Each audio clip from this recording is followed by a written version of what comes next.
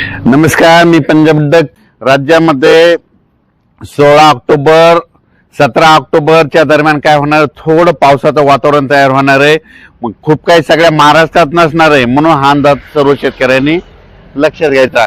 आणि राज्यातल्या सर्व शेतकऱ्यांना सांगायचं झालं तर 16-17 ऑक्टोबरला देखील एवढं काही घाबरायची चिंता नाही, कारण की खूप काय मोठा नाही पाऊस.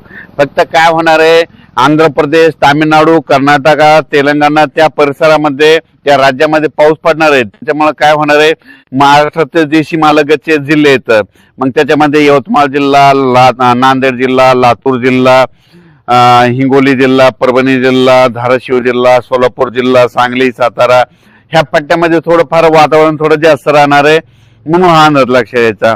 म्हणजे 16, 17, 18च्या दरम्यान खूप काही राज्यात एवढा काही मोठा पाऊस पडणार नाही, म्हणून हा अंदाज सर्वप्रथम शेतकऱ्यांनी लक्षात घ्यायचा. पण राज्यातल्या सर्व शेतकऱ्याला सांगू इच्छितो की राज्यामध्ये यावर्षी मात्र दिपावळीत पाऊस येणार आहे, म्हणून हे देखील लक्षात घ्यायचं. कारण की यावर्षी दिपावळीत पाऊस येणार हे देखील तितकं खरं आहे. पण त्याच्यानंतर राज्यात मग सगळ्या राज्यातला पाऊसच कधी निघून जाणार आहे, दिपावळी झाल्याच्या नंतर राज्यातला. म्हणजे सांगायचं झालं तर म्हणजे 2 नोव्हेंबरला, मी पहिल्यापासून म्हणतो ना, 2 नोव्हेंबरला महाराष्ट्रातले सगळे शेतकरी, सगळे जनता स्वेटर घातलेले दिसतील, अशी थंडी येणार मी खूप दिवसापासून 1 जानेवारीपासून सांगत असतो, म्हणून हे लक्षात येतं.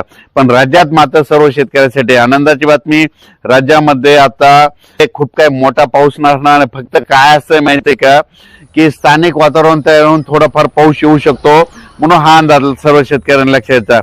पण राज्यात मात्र 15 ऑक्टोबर पर्यंत कसलाच मोठा पाऊस नाही, म्हणून हा अंदाज लक्षात यायचा.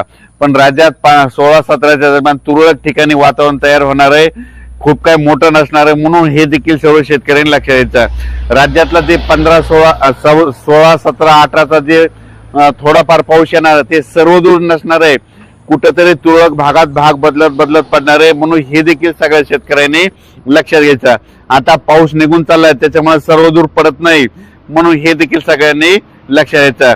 सोयाबीन काढण्यासाठी चांगलं पोषक वातावरण आहे, तुम्ही सोयाबीन काढू शकता. त्याच्यानंतर मशीन मधून काढा, काढल्याच्या नंतर झाकून देखील ठेवा.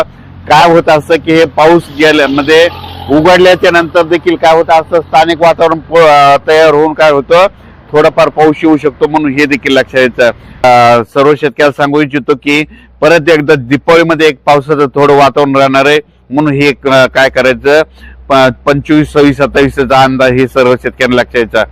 अचानक वातावरणात बदल झाला तर लगेच एक मेसेज दिला जाईल.